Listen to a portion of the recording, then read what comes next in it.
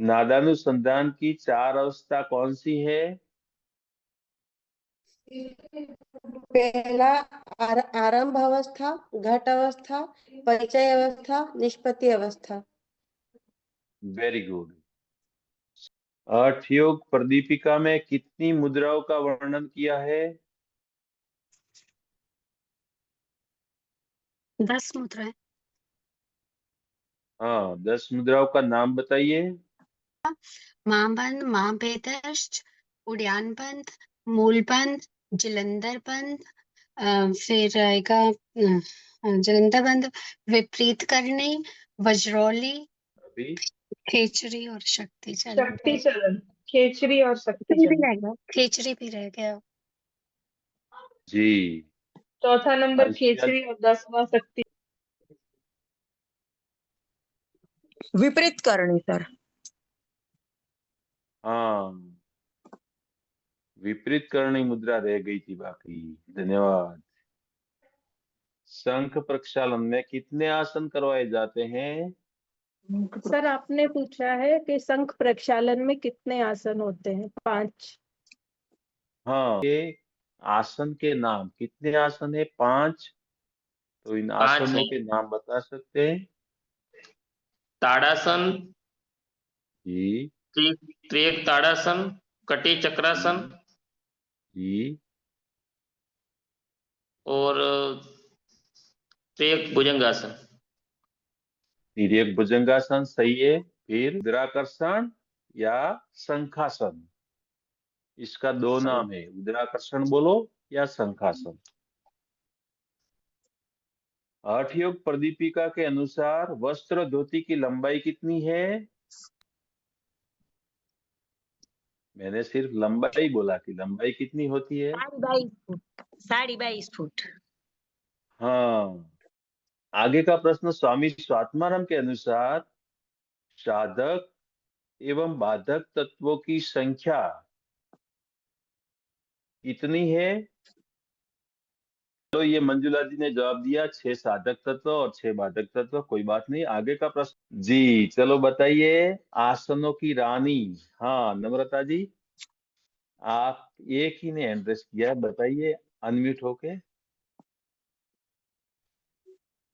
आसनों की रानी सर्वांगासन को बताया गया है।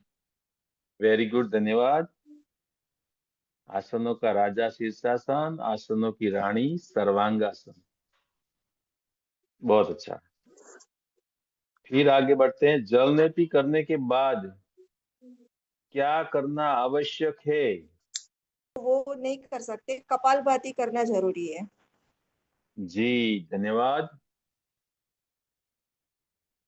आगे का प्रश्न है, सूर्य नमस्कार की 7वीं स्थिति, जो 7वीं स्थिति होती है उसमें किस मंत्र का उच्चारण किया जाता है? वेरी गुड, ओम हिरण्य। और उसमें आसन कौन सा आएगा?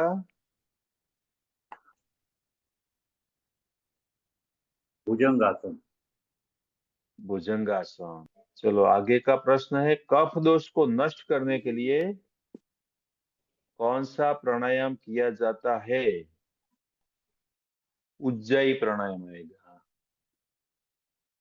चलो इसके बाद में पेट कृमि को नष्ट करने वाला कौन सा प्राणायाम है? पेट में कृमि है के लिए सूर्य भेदी प्राणायाम करना चाहिए।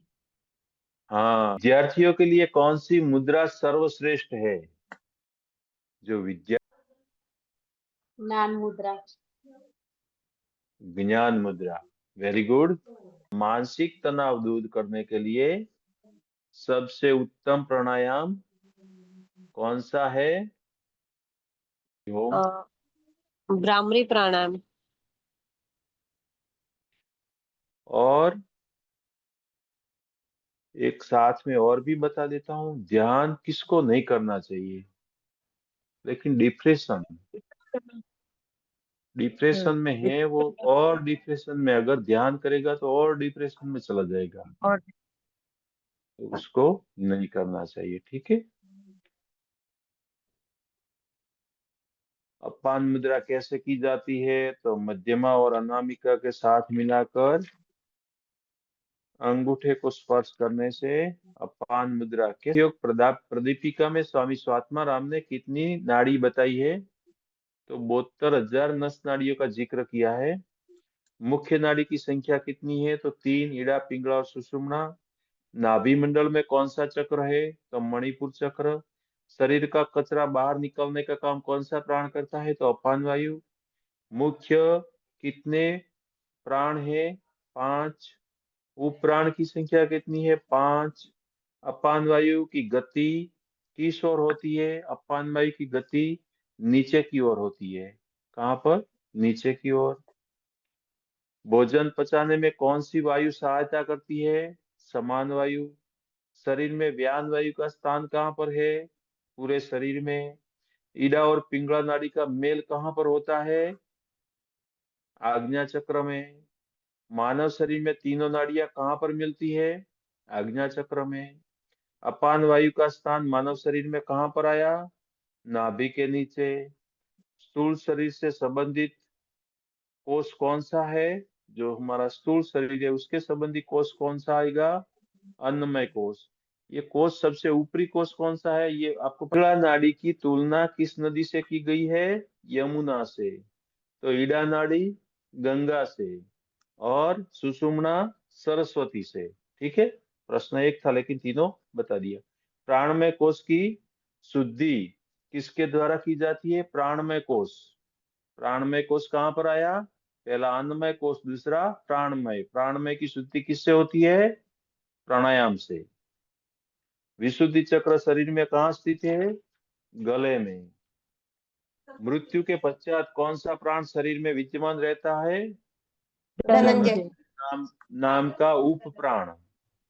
मानव शरीर में धातु कितने प्रकार की होती है? 7 प्रकार की। 7। ईड़ा नाड़ी को किस नदी से नाम तो देख लिया। उड़ियान बंद शरीर में कहाँ पर लगता है? गले में। पेट से। नहीं, पेट में। पेट में। उड़ियान बंद पेट में। जालंधर बंद गले में। मूल बंद उदाबंद। योग दर्शन ग्रंथ के रचयिता कौन है? महर्षि पतंजलि। योग दर्शन के प्रथम पाद का नाम समाधिपाद। कहाँ गए वो भारद्वाज जी? एक मिनट। भारद्वाज जी कहाँ गए? हो गए या दिख रहे हैं? समाधिपाद। आपके प्रश्न में था साधन पाद, आपने लिखा था, लेकिन पहला क्या है? समाधिपाद, और फिर आएगा दूसरा साधन पाद। महर्षि पतंजलि ने पहले समाधि की बात की है, फिर समाधि करने के लिए साधन बताए हैं। साधन बाद में बताए हैं कि समाधि के लिए क्या करना पड़ेगा? साधन। इस साधन का उपयोग करो। इसलिए तो उन्होंने अष्टांग योग दूसरे अध्याय में दिया है, पहले अध्याय में कुछ नहीं है। पहले सीधा समाधि की बात की है। ठीक है, तो पहला अध्याय समाधिपाद, दूसरा साधन पाद, तीसरा विभूतिपाद, चौथा केवल्यपाद। ठीक है, ये 4 पाद। योग दर्शन के प्रथम पाद का नाम बताइए। समाधिपाद। योग दर्शन में समाधिपाद में कुल कितने सूत्र है? 51, 51। साधन पाद में कुल कितने सूत्र है? 55। विभूतिपाद में कुल कितने सूत्र है? 55। केवल्यपाद में कुल कितने सूत्र है? 34, 34। समाधिपाद का प्रथम सूत्र कौन सा है? अथ योगानुशासन। महर्षि पतंजलि की कितनी वृत्ति बताइए? 5। योग दर्शन में महर्षि पतंजलि ने कितने आसनों का जिक्र किया है? एक भी नहीं। आसन के बारे में महर्षि पतंजलि ने क्या बताया? स्थिर सुखम आसनम। सामान्य मानवी को समाधि तक पहुंचने के लिए महर्षि पतंजलि ने क्या कौन सा रास्ता बताया है? तो सामान्य मानवी के लिए अष्टांग योग। महर्षि पतंजलि किससे प्रमाण मानते हैं? महर्षि पतंजलि किससे प्रमाण मानता है? प्रत्यक्ष अनुमान आगम प्रमाणानि। प्रत्यक्ष अनुमान आगम प्रमाणानि। प्रत्यक्ष अनुमान ने आगम प्रमाण माने छे। सभी प्रकार के कलेशों का मूल कारण क्या है? सभी प्रकार के कलेशों का मूल कारण अविद्या है। अविद्या, अस्मिता, राग, द्वेष, उपनिवेश। ये जो पहला आता है वो अविद्या ही सभी प्रकार के कलेशों का मूल कारण है, अविद्या। महर्षि पतंजलि के अनुसार प्राणायाम अष्टांग योग का कौन सा अंग है? महर्षि पतंजलि के अनुसार प्राणायाम अष्टांग योग का कौन सा अंग है? क्रम बताइए। तो चौथा। चौथा। ठीक है। पतंजलि योग सूत्र में किस पाद में अष्टांग योग का वर्णन किया है? साधन पाद में। योग चित्त वृत्ति निरोध परिभाषा पतंजलि योग सूत्र में किस पाद में वर्णित है? समाधि। तो समाधि पाद में। योग चित्त वृत्ति निरोध। मानव शरीर में सबसे बड़ी ग्रंथि कौन सी है? लीवर या यकृत? लीवर भी बोलो तो वही है, यकृत बोलो भी वही है। मानव शरीर में सबसे बड़ी ग्रंथि। दिव्या जी, ये आपका प्रश्न आया। ये हमारे आयुर्वेद डॉक्टर है दिव्या जी। मानव शरीर में सबसे बड़ा अंग कौन सा है? तो त्वचा। शरीर में उसका वजन कितना है? 16% त्वचा का। मानव शरीर में कुल कितनी अंतःस्रावी ग्रंथियां हैं? तो 9। हमारी अंतःस्रावी ग्रंथि कितनी है? 9। कौन कौन सी है वो आप जान लीजिए। मानव शरीर में सबसे बड़ी अंतःस्रावी ग्रंथि कौन सी है? तो थायराइड। कहाँ पर है? हमारे गले में। वो सबसे बड़ी अंतःस्रावी ग्रंथि। और सबसे बड़ी ग्रंथि बोला जाए तो यकृत, लेकिन सबसे बड़ी अंतःस्रावी ग्रंथि बोली जाए तो कौन सी है? थायराइड। लाल रक्त कणिका का निर्माण कहाँ पर होता है? अस्थि मज्जा में। हमारे शरीर में रोगाणुओं को खत्म कौन करता है? श्वेत कण, WBC। कौन सी ग्रंथि मास्टर ग्रंथि कहा जाता है? पिट्यूटरी ग्रंथि या पीयूष ग्रंथि, दोनों एक ही नाम है, दोनों एक ही है, नाम अलग है।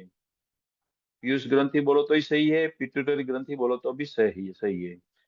आपके जो रक्त में लाल रक्त कणिका का जीवन काल कितने दिनों का होता है? 120 दिन का। मानव शरीर में हृदय में कितने कोष्ठ होते हैं? 4। मनुष्य में बड़ी आंत की लंबाई कितनी होती है? 1.5 मीटर। बड़ी आंत की, छोटी आंत की नहीं, बड़ी आंत की लंबाई 1.5 मीटर होती है। हृदय से शरीर के अंगों में, हृदय से शरीर के अंगों में रुधिर किसके द्वारा पहुंचता है? तो धमनी। उसको आर्टरी बोला जाता है, धमनी बोला जाता है। हृदय से अपने अंगों में जिसके द्वारा रक्त जाता है। कौन सा रक्त समूह सर्वदाता है? तो ओ ग्रुप। ओ ग्रुप वाला सर्वदाता बोला जाता है। और सर्वग्राही AB ग्रुप, वो सर्वग्राही होता है। नवजात शिशु में कितनी हड्डियां होती है? करीब 300। नवजात शिशु में 300 हड्डियां होती है। मानव शरीर में सबसे छोटी हड्डी कहाँ पाई पाई जाती है? कान में। कान में। क्या नाम है? स्टेपीज। मानव शरीर में सबसे बड़ी हड्डी कौन सी है? फीमर। कहाँ पर होती है? थाई। जंघा में। मानव शरीर में कुल कितनी हड्डियां होती है? वयस्क 206। में 206, बच्चे में 300। तो ये कहाँ चली जाती है? एक दूसरे से जुड़ जाती है, कई हड्डियां जुड़ जाती है। चेहरे में कुल कितनी हड्डियां होती है? 14। चेहरा 14, चेहरा 14। 14। ठीक है। चेहरे में कुल 14 हड्डियां होती है। भारतीय षट दर्शनों का नाम बताइए। न्याय दर्शन, वैशेषिक दर्शन, सांख्य दर्शन, मीमांसा दर्शन, वेदांत दर्शन और योग दर्शन। योग पतंजलि। हाँ, मानव शरीर में स्थित अष्ट चक्रों के नाम बताइए। मूलाधार, मणिपुर से मूलाधार, उसके ऊपर स्वाधिष्ठान, फिर मणिपुर, फिर अनाहत, फिर विशुद्धि, फिर आज्ञा, फिर बिंदु और फिर सहस्त्रार। बिंदु चक्र को ललना चक्र भी बोला जाता है। योग दर्शन में वर्णित अध्याय के नाम बताइए। योग दर्शन में वर्णित, अगर अध्याय न बोला जाए, अध्याय का क्या नाम बोला जाता है? पाद। पाद। तो पाद बोला जाता है। पाद के नाम बताइए। समाधि पाद, साधन पाद, विभूति पाद, केवल्य पाद। कितने सूत्र है? 195। नवदा भक्ति के नाम बताइए। पंचकोश के नाम बताइए। मानव शरीर में स्थित पंच प्राण मैंने कल लिखवाया था आपको। पंच महाभूत के नाम बताइए। अष्टांग योग के नाम बताइए। षट कर्म के नाम बताइए। त्रिगुण के नाम बताइए। योग क्या है? योग के बारे में थोड़ा 2 लिटी में बोलना होगा आपको। योग क्या है थोड़ा पढ़ लीजिए। हठ योग क्या है स्पष्ट कीजिए। 3 मुख्य नाड़ी के बारे में वो तो कल लिखवा लिया था आपने। फिर योग निद्रा के बारे में लिखिए। योग निद्रा, योग निद्रा के स्टेप बताइए। क्या क्या स्टेप आते हैं योग निद्रा के? शिथिलीकरण, संकल्प, चेतना को घुमाना, श्वास प्रश्वास पर ध्यान रखना, संवेदनाएं, भावनाएं, मानस दर्शन, संकल्प को फिर दोहराना, बाहरीकरण। ये 8 उनके स्टेप है। सर एक क्वेश्चन था। जी बताइए। सर योग क्या है, तो योग की व्याख्या बोलना है या फिर योग के बारे में बोलना है? हाँ, योग की व्याख्या। अच्छा योग क्या है क्या बोलोगे आप? सर वो योग शब्द की उत्पत्ति संस्कृत शब्द युज से हुई है, जिसका अर्थ होता है जोड़ना, स्वयं के साथ मिलन, जीवात्मा और परमात्मा के साथ मिलन। भगवत गीता के अनुसार द्वंद्व से विचलित हुए बिना समता बुद्धि से कार्य करते रहना ही योग है। योग दर्शन के अनुसार चित्त की वृत्तियों का निरोध योग ही है। जी साहेब।